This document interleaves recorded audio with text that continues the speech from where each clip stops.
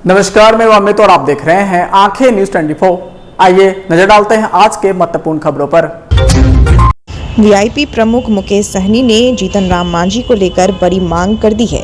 NDA की सरकार बनने के बाद वीआईपी प्रमुख मुकेश सहनी ने मांझी को लेकर साफ कह दिया है कि मांझी को एनडीए की सरकार में सीएम बनाना चाहिए, वो इसके काबिल हैं।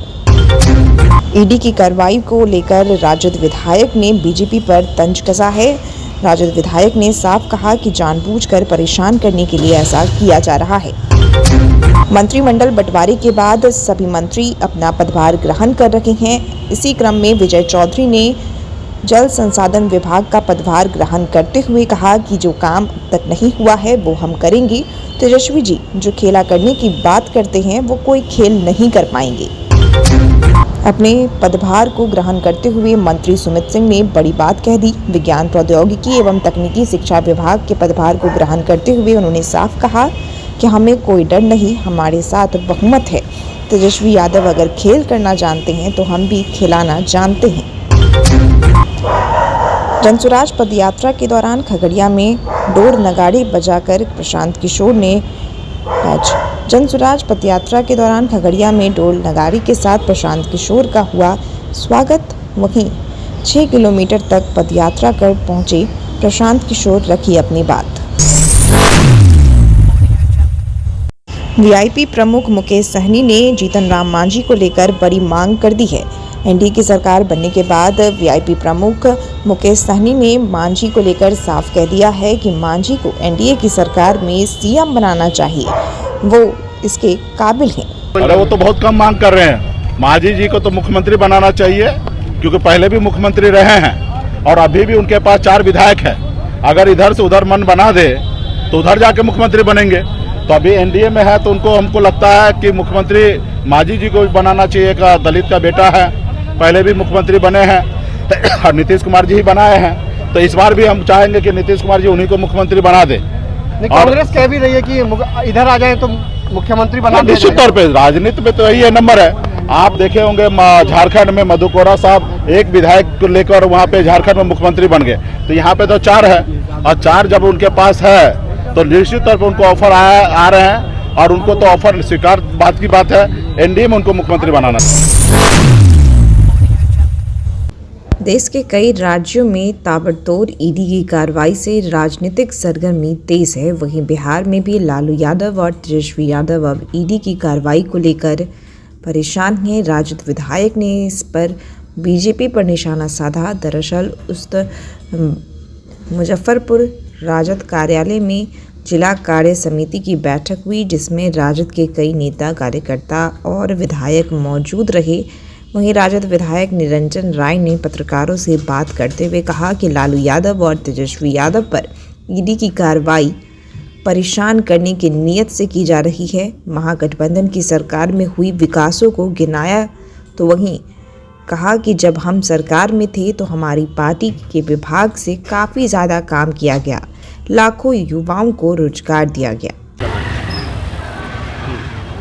आगे अब आरजेडी की क्या रणनीति होगी? अब तो सरकार बदल गई है। आरजेडी की रणनीति क्या, आरजेडी की जो रणनीति है उस पर हमारे आदरणीय नेता श्री तेजस्वी प्रसाद यादव जी और आदरणीय राष्ट्रीय अध्यक्ष हम लोग के आदरणीय श्री लालू प्रसाद यादव जी जो जनहित में, आवाम जनता के हित में जो हमेशा से काम है वो कर रहे हैं। वो गरीब, गुरबा, नौजवान, किसान के लिए जो राज्य हित में, देश हित में जो काम है वो हमारे नेता, हमारे आदरणीय नेता कर रहे हैं। इस बार का चुनाव जैसे 17 साल बनाम 17 महीने। बिल्कुल आपने देखा है कि हमारे आदरणीय नेता ने जो किया 17 महीने की सरकार में, उन्होंने किस तरह से लगभग 4.5 से 5 लाख लोगों को नौकरी देने का काम किया।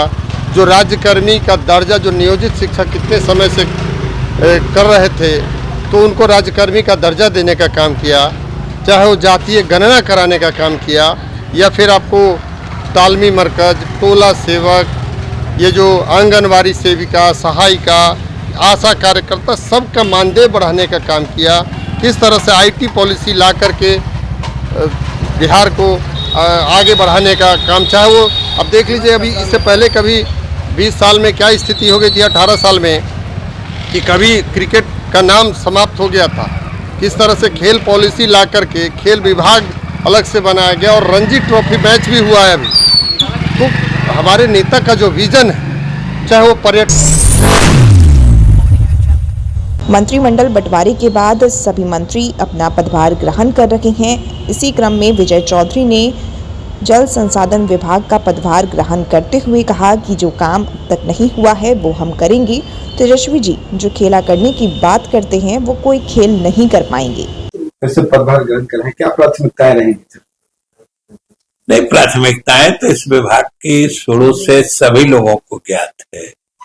इसका जल संसाधन विभाग नाम है और राज्य में जो जल संसाधन उपलब्ध है उसका बेहतर से बेहतर उपयोग कैसे हो, पहली बात। दूसरी बात, जो किसानों के लिए सिंचाई की सुविधा कैसे हम अधिकतम पहुंचा सकते हैं, एक हमारी प्रायोरिटी ये है। और हमारी क्या, और इस सरकार की शुरू से प्रायोरिटी रही है, विभाग की ही प्रायोरिटी है ये, क्योंकि इसका नाम ही सिंचाई विभाग होता था। और फिर तीसरी जो प्राथमिकता होती है, बल्कि वो एक तरह से समझिए आकस्मिकी भी होती है, कंटीजेंसी भी होती है, जो फ्लड प्रोटेक्शन है, बाढ़ नियंत्रण है।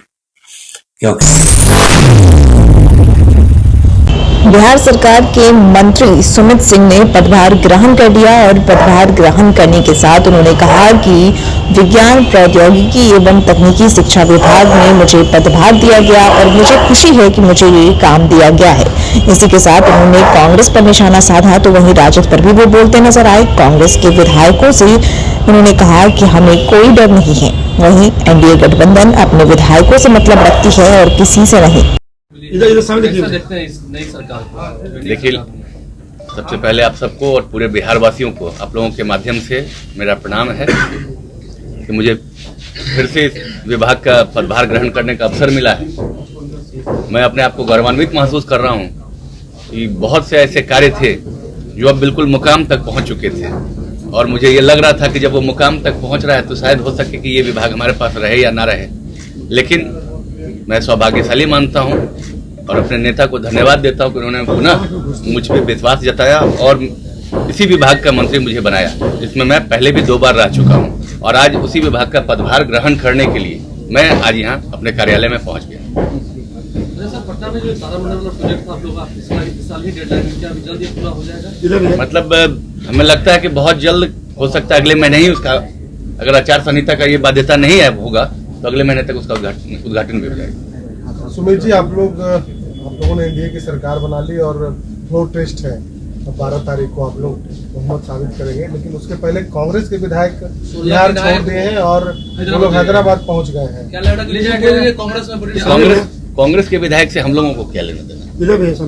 कांग्रेस के विधायक से हम लोगों को क्या लेना देना? हम लोग अपने विधायकों को जानते हैं। एनडीए गठबंधन के लोग हम लोग अपने विधायकों से मतलब रखेंगे और वहां भी तो कम ही है ना, अगर 16 गए हैं तो कम ही है, इसलिए ये भी सोचिए कि बाकी जो नहीं गए हो कहाँ हैं। डर इस बात की है कि आप लोग या भाजपा मिलकर के कांग्रेस में। जनसुराज पदयात्रा के दौरान खगड़िया में डोर नगाड़े बजाकर प्रशांत किशोर ने जनसुराज पदयात्रा के दौरान खगड़िया में डोर नगाड़े के साथ प्रशांत किशोर का हुआ स्वागत। वहीं 6 किलोमीटर तक पदयात्रा कर पहुंचे प्रशांत किशोर रखी अपनी बात। हमारा जात वाला खड़ा था इसलिए दे दिए, मुर्गा भात खाए इसलिए दे दिए, 500 रुपया लिए इसलिए दे दिए। बताइए आपका दुर्दशा।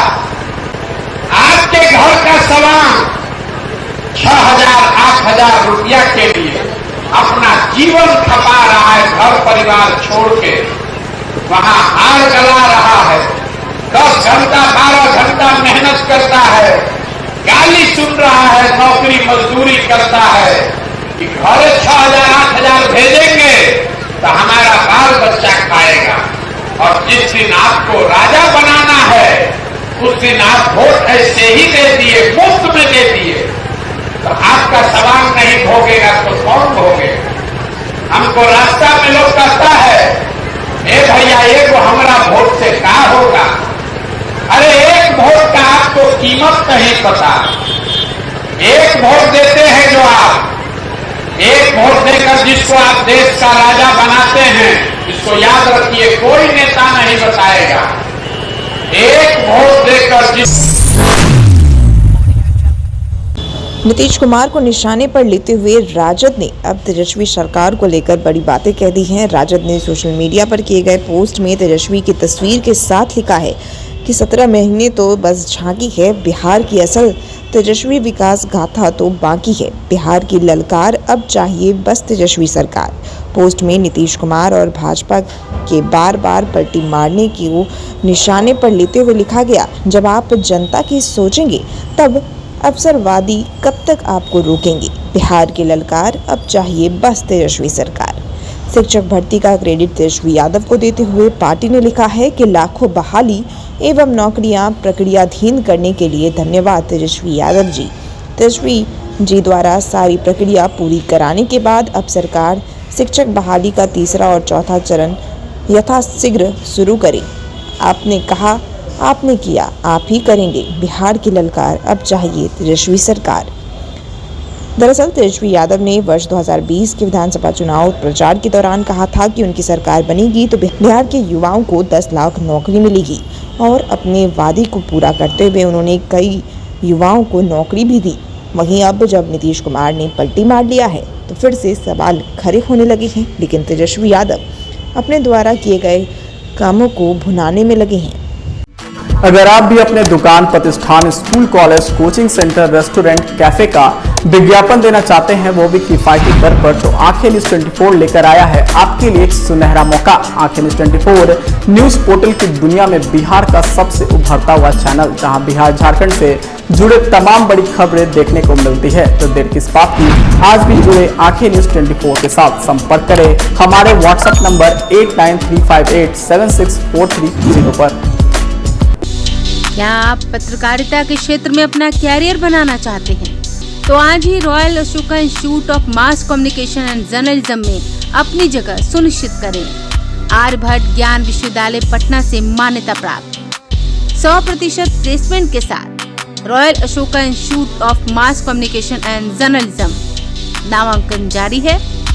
हमारा पता है DS/16 गायत्री मंदिर के समीप, कंकड़ बाग, पटना 8,20,000। आप हमें संपर्क भी कर सकते हैं। हमारा मोबाइल नंबर है 9955456126।